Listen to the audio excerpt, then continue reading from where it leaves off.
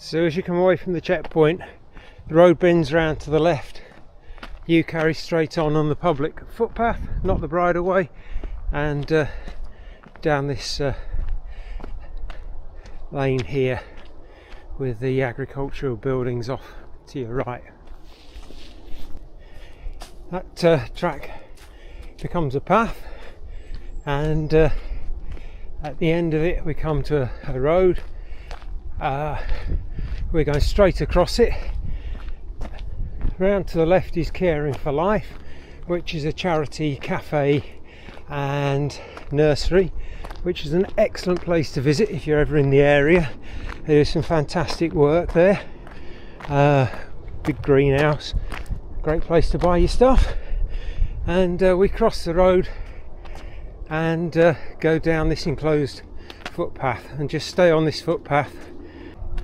Path crosses a track, private road, no entry, and I might just be able to slip around here, save me climbing over my knees.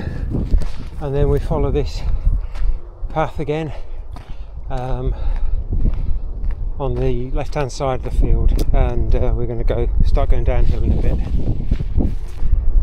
That strange tower off to the left is actually an air vent for the Bramhope railway tunnel, and we see another 2 of those, 3 in total on our journey today. The other 2, one just as we approach Bramhope and one as we're sort of in Bramhope. Right, we're going through this little kissing gate, and then another little important direction coming up. Just go through here.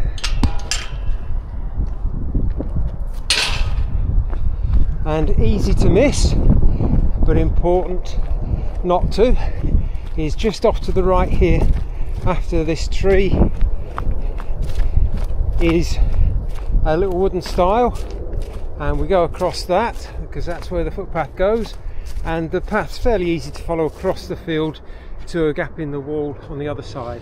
Well, when I say gap in the wall, it's another of those little stone stiles, as it were. Go across here and turn right and follow the footpath with the fence to your right. At the end of that footpath, come out to another little stone stile, about to cross a road. You can hear a car coming, just wait for it. Fortunately this time of year visibility is quite good, especially if you stand up here. I can see cars coming both ways. Just wait for them to go, because we're going straight across, well, slightly to the right over there. Right, we can go now. There we go. And again, the sign has been vandalised, but you're entering the woods just here. Oh, there's a new little stream here. Right, to cross that, go up here and join the path and into the woods. Once you get onto that path in the woods, it's very obvious, and as you come to the end of the path, cross a wooden stile, and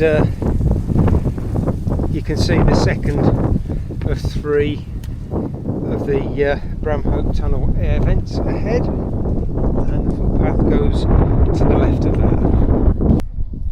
So just as we've passed the air vent, we're on another wooden stile, which we will now cross,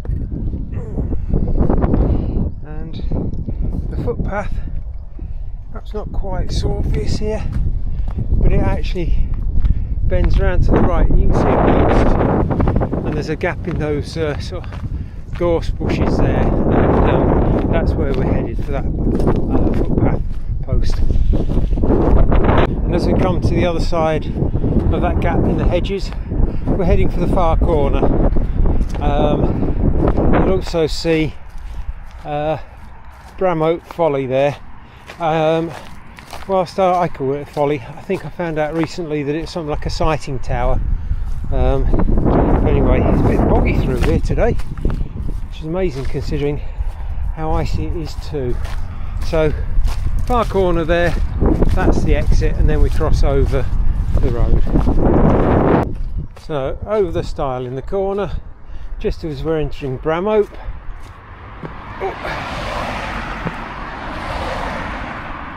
With a road to cross.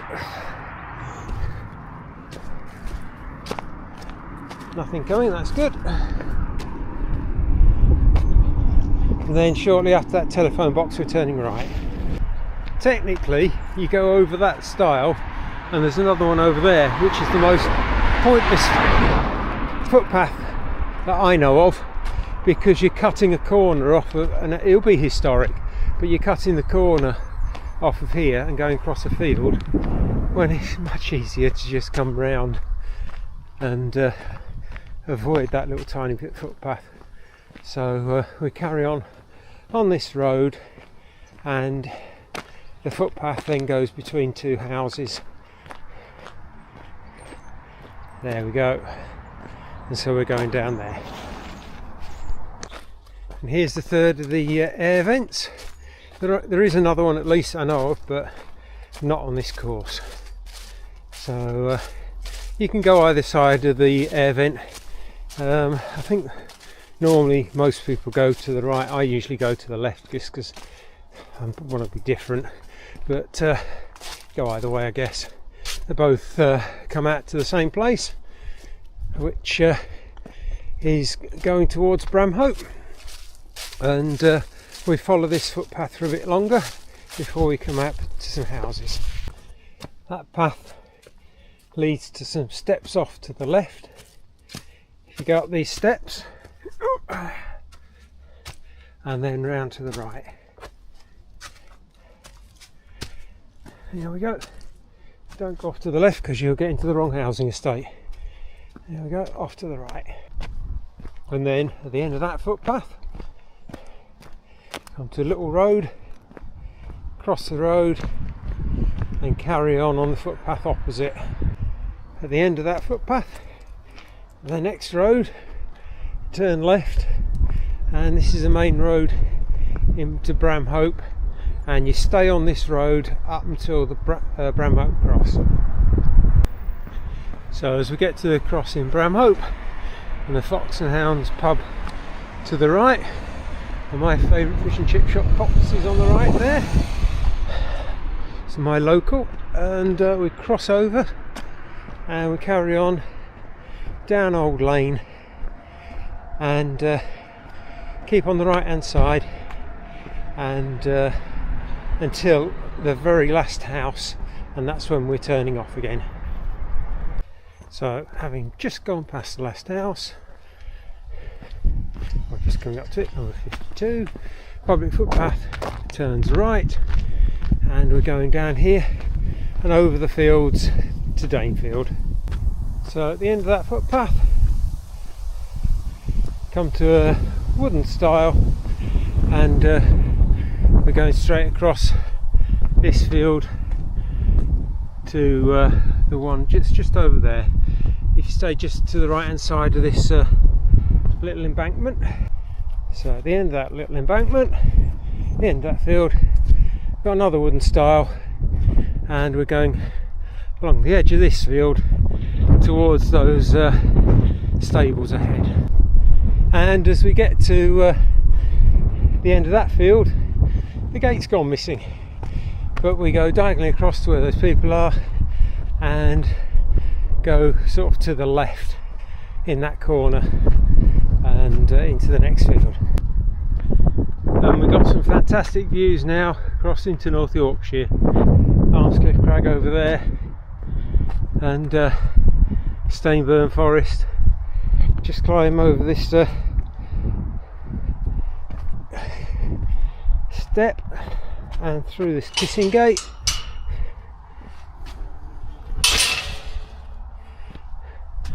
and at the end of this field we then go into a enclosed footpath which leads us to Hilton Grange. And then at the end of that ginnel we come out to the main road, and we cross the main road, go slightly left, and where those people are going, go down that footpath, and then we're on to Danefield, part of the Chevin. So after you cross the Harrogate Road, watch out for that one, it's a busy road. You go almost opposite along this track, which leads you into Danefield on the Chevin. As you get along to the end of that path, you enter Danefield, and while there's a path split, stay to the left hand one, keeping the wall to your left. And when you come to where the path bends, there's a path that goes off to the right, quite a wide forest track. Turn right and take that, and you're going downhill. As the path starts to level off a bit, you can see a boardwalk to the right, and then path round to the left. If you've ever done the Chevin Park run, it goes round to the left. We're carrying straight on through this gate in a straight line and down. Ignoring the path off to the right.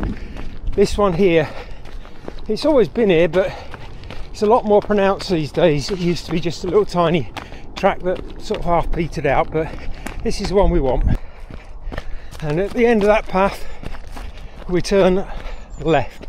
Ignore the footpath going straight on, take the wider path to the left, and you might be able to see just up ahead there's a gate, and we go through that gate and continue on along the same track. And as you come to the top of a little rise, about 100 metres after that gate, there's a split in the footpath. The main one goes straight on, and the bridleway comes straight down here. So follow it downhill, and when you get to the bottom, carry straight on, sort of a left turn because you're at T-junction, and then stay on that track without turning off at all until you get to the end of Danefield and come out to a road. So we're not quite at the bend up ahead, but you'll see there's a footpath sign off to the right, public footpath to Leeds Road, and that's what we want to be taking. There we go. And through this little gate.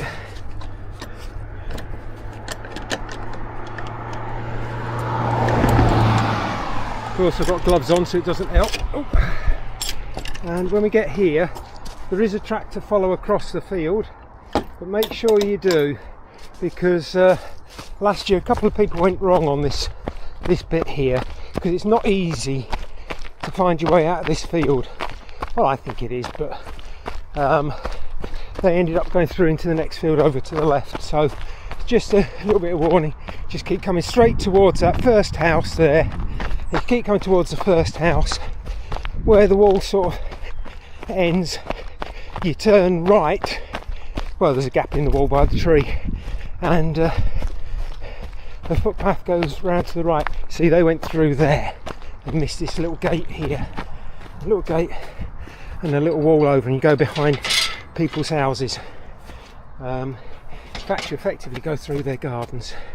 So we'll just go through here and along this path. As you come to the end of Danefield, it's about mile and a half, so it's a long old track coming through. You come out to East Chevin Road, and you're downhill on the pavement on the right hand side of the road, probably about a quarter of a mile or so, and then we're heading across some fields.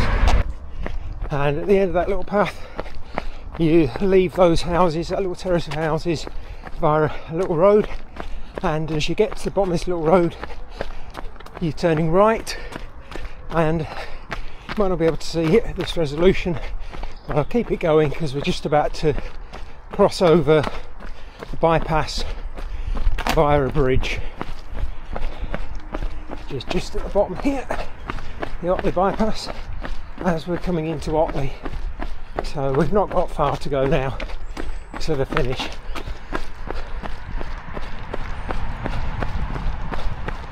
There we go. Then when you're over that bridge, you come down to Leeds Road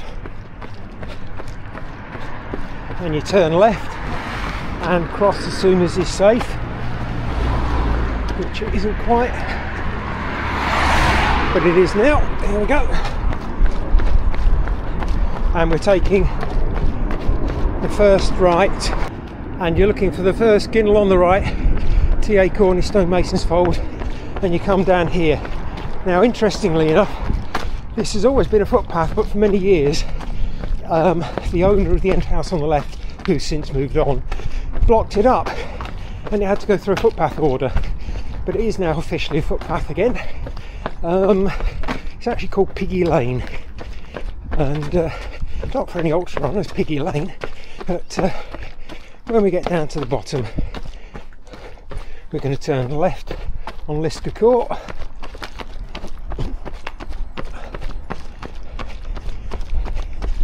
and then look for the Ginnell at the end of Lisker Court.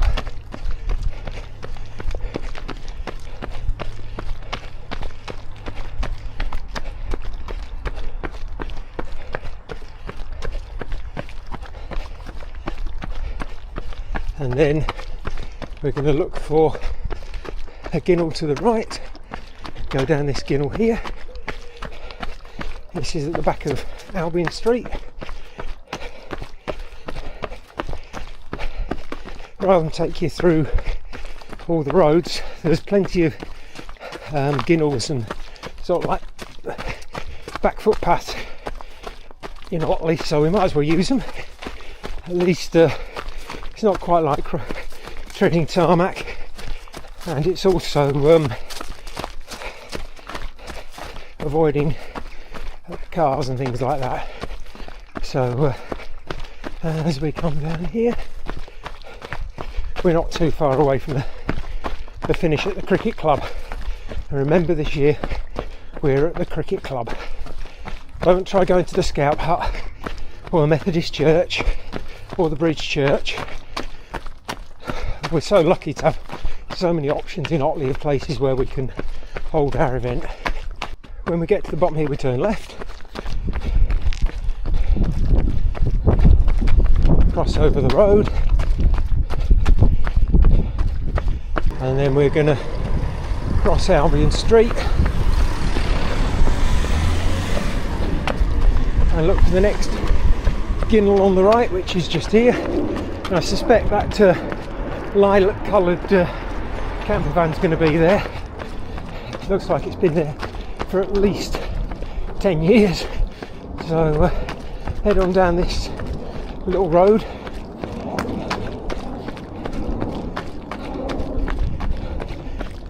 This is Brogan's yard, although Brogan's not here anymore and there's no businesses, it's just housing.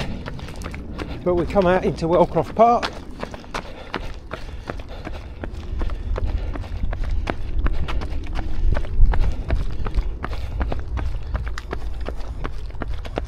see there's a children's playground over to the left, and we're going to turn right alongside Cops.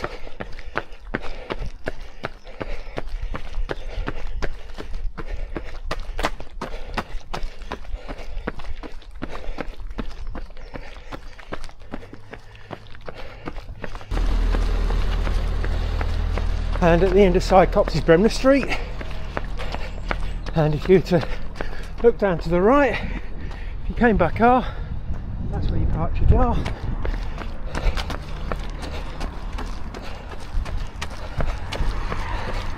And we come out